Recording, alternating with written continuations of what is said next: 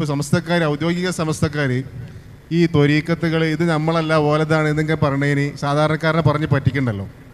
അപ്പോൾ ഇത് ഞങ്ങൾ ആ പറയുന്നത് ഞങ്ങൾക്ക് വാദില്ല, ഇവർ പറയുന്നത് മറ്റൊരാൾക്ക് വാദില്ല.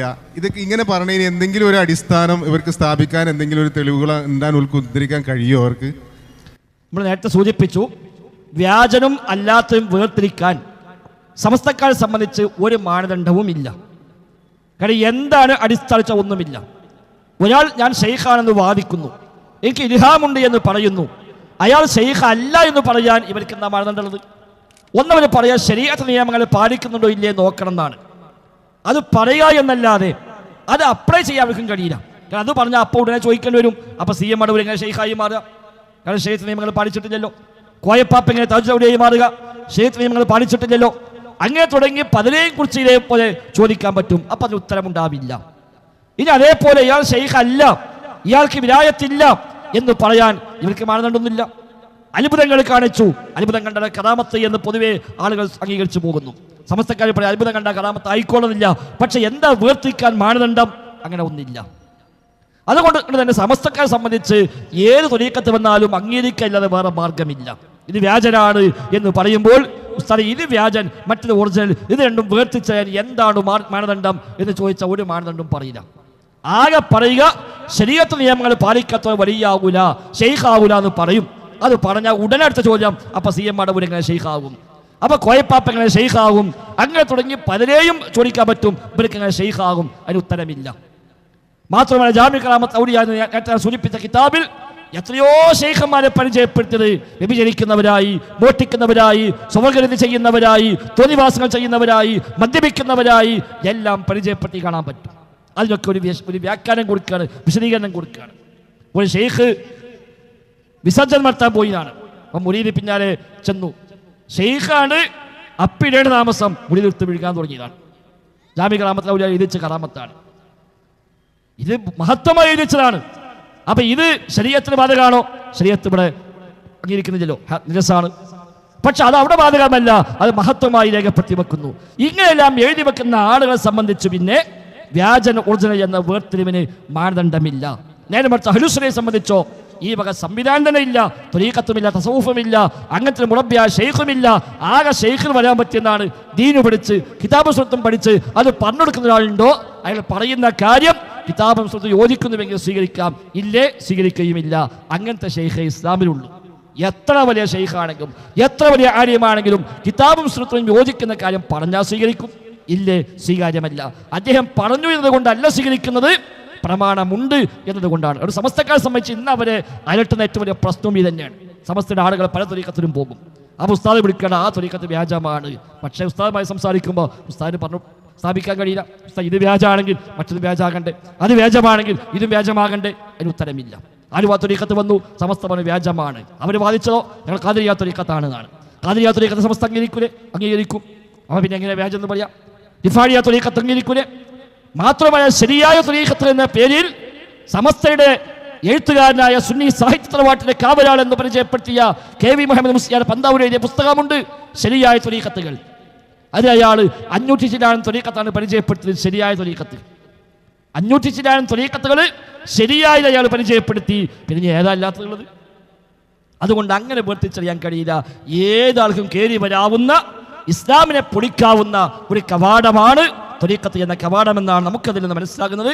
അല്ലാഹു അഅലം. അസ്സലാമു അലൈക്കും. ഈ ത്വരീഖത്തിൻ്റെ ഇതിലേക്ക് സാധാരണപ്പെട്ട പാവപ്പെട്ട ജനങ്ങളെ ആകർഷിച്ച് അതിലേക്ക് ഒരു പെട്ടുപോകുന്നുണ്ട്. അപ്പോൾ അതിന് ഇവരെന്ത് പൈശാചികമായിട്ട് എന്തെങ്കിലും സേവ ഉപയോഗിക്കുന്നുണ്ടോ എന്നുള്ളതൊന്ന് അറിയാൻ താല്പര്യമുണ്ട്.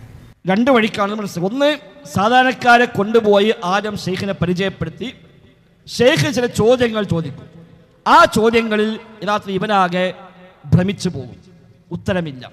അപ്പം ഇതിലേക്ക് ഉത്തരം വേണ്ട. ഉദാഹരണമായിട്ട് ചോദിക്കും, നിസ്കാരത്തിന് അമലുണ്ട്, നോമ്പ് അമലുണ്ട്, സക്കാത്ത് അമലുണ്ട്, ഹജ്ജ് അമൽ, ഇസ്ലാം കാലത്ത് 4 അമലുണ്ട്. ഒന്നാമത്തെ ഷഹാദത്തല്ലേ, ഷഹാദത്തിന് അമലെവിടെ? അപ്പം ഈ സദാ അത് ശരിയാണല്ലോ, ഷഹാദത്തിന് അമലെവിടെ? ഇസ്ലാം കാര്യം 5, 4 അമലായി കാണുന്നു, ഒന്നാമത്തെ അമലില്ല, ആ അമല് വേണ്ടേ, അതെവിടെ? അപ്പം ഇവർ ഉത്തരം മുട്ടി. എത്ര കാലമായി നിസ്കരിക്കുന്നു? ഇത്ര കാലമായി. ഇത്രയും കാലം നിസ്കരിച്ചിട്ട് അള്ളാഹിനെ പറ്റിയുള്ള ബോധം ഉണ്ടായിട്ടുണ്ടോ? അള്ളാഹുവിലേക്ക് അടുക്കാൻ വേണ്ടി തോന്നിയിട്ടുണ്ടോ? ഇല്ല. അത് വേണ്ടേ? നിസ്കാരത്തിന് ഒരു ആനന്ദം വേണ്ടേ? നിസ്കാരത്തിന് കൺകുളിർമ വേണ്ടേ? ഇങ്ങനെ കുറേ ചോദ്യം ചോദിക്കുമ്പോഴാണ് ഈ സാധു ശരിയാട്ടോ, ഞാൻ എത്ര കാലം നിസ്കരിക്കണം, എനിക്കൊന്നും കിട്ടിയിട്ടില്ലല്ലോ. അതിനുള്ള വഴികൾ പറഞ്ഞു കൊടുക്കും. അപ്പം ഈ സാധു വിചാരിക്കും, എന്നാൽ പിന്നെ അതൊന്ന് പരീക്ഷിച്ച് നോക്കുക. അങ്ങനെയാണ് ഷെയ്ഖിനെ കയ്യും പിടിച്ച് ബൈഅത്ത് ചെയ്ത് ഇയാൾ ത്വരീഖത്തിൻ്റെ ആളായി മാറുന്നത്. അപ്പോൾ ആദ്യ സമയത്ത് ഇയാൾക്ക് കൊടുക്കുന്നത് ഖുൽ ഹുവല്ലാഹു ഓതാൻ പറയും, യാസീൻ ഓതാൻ പറയും, തബാറക്ക ഓതാൻ പറയും, അല്ലെങ്കിൽ 1,00,000 ഖുൽ ഹുവല്ലാഹു ഓതാൻ പറയും, 1,00,000 ലാ ഇലാഹ ഇല്ലല്ലാഹ് ചൊല്ലാൻ പറയും, 1,00,000 നിസ്കരിക്കാൻ പറയും, അല്ലാത്തൊന്നും പറയില്ല. അപ്പോൾ ഇതിലിപ്പോൾ കുഴപ്പമൊന്നുമില്ല. ഉസ്താദ് പറഞ്ഞത് എന്താണ്? ഫാത്തിഹ ഓതാനല്ലേ പറഞ്ഞത്, യാസീൻ അല്ലേ പറഞ്ഞത്, നിസ്കരിക്കാനല്ലേ പറഞ്ഞത്, ഇതിലിപ്പോൾ എന്താ പ്രശ്നം? അങ്ങനെ ഘട്ടമായി ഇങ്ങനെ മുന്നോട്ട് പോകുന്നു. അതോടൊപ്പം ഇത്തരം ശൈഖുമാർക്ക് പൈശാചികമായ സഹായങ്ങൾ ഉണ്ടാവുക സ്വാഭാവികമാണ്. ഇമാം ഷാഫി റഹിമഹുല്ലാ പറഞ്ഞു, ഒരാൾ വായുവിൽ പറക്കുന്നത് കണ്ടാലും വെള്ളത്തിന് മേൽ നടക്കുന്നത് കണ്ടാലും നീ പെട്ടുപോകേണ്ടതില്ല, പിശാച് അയാളെ താങ്ങിക്കൊണ്ടു പോവുകയാണ് എന്ന് വിചാരിച്ചാൽ മതിയാണ്. ഫറൂഖ് ചുങ്കമങ്ങാടിയിൽ ഒരാളിങ്ങനെ പറക്കണ് മേലെ കൂടെ, എല്ലാവരും കണ്ടു. ഇനിയിപ്പോൾ എന്താ സംശയം? കണ്ടേ വഹാബി അയാൾ പറന്നാണ് പോണത്, ഞാൻ അയാൾ ഷെയ്ഖ് അല്ലെങ്കിൽ വേറെ ആരാ ഷെയ്ഖ്? ഒന്നും ആലോചിക്കേണ്ട, ശൈത്താൻ അയാളെങ്ങനെ കൊണ്ടുപോകുകയാണ് വിചാരിച്ചാൽ മതിയാണ്. ഇമാം ഷാഫിയുടെ വാചകമാണ്. വെള്ളത്തിന് മീതെ നടക്കുന്നത് കണ്ടു പല ഷെയ്ഖമാരും. കറാമത്ത് എന്താ നമ്മുടെ നാട്ടിൽ പറഞ്ഞത്? വെള്ളത്തിന് മേലെ നടന്നു, തോണില്ലായിരുന്നു, ഒരു ഇല നുള്ളിട്ടിട്ട് അയിമ നടന്നുപോയി എന്നാ പറയാം.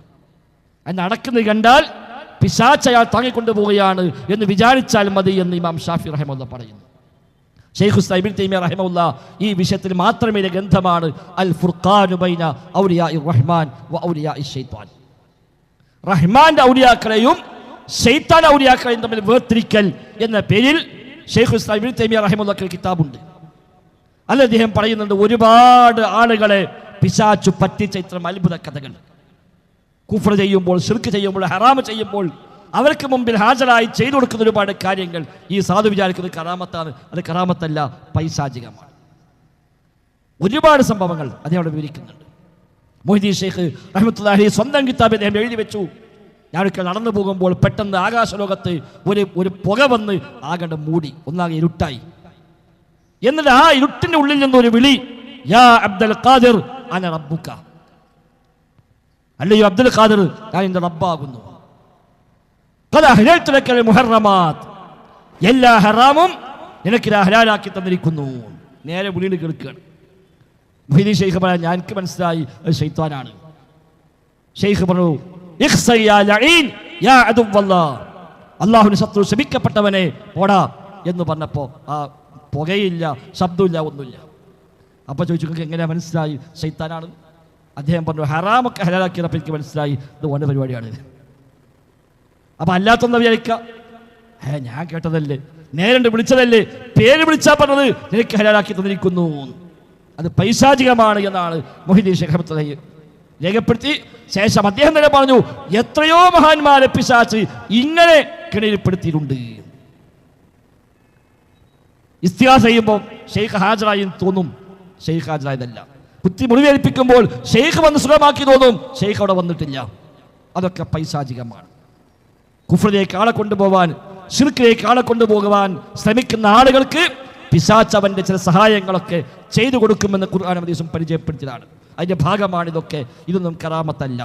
നീ കറാമത്താണെന്ന് വന്നാൽ പോലും അയാളുടെ വിശ്വാസം, അയാളുടെ കർമ്മങ്ങളും ശരീരത്തെ കാലത്തോളം ഒരാളിൽ നിന്ന് ഒരിക്കൽ കറാമത്തുണ്ടായി എന്നുകൊണ്ട് മാത്രം അയാളെ കാലാകാലം രക്ഷയാവുകയുമില്ല.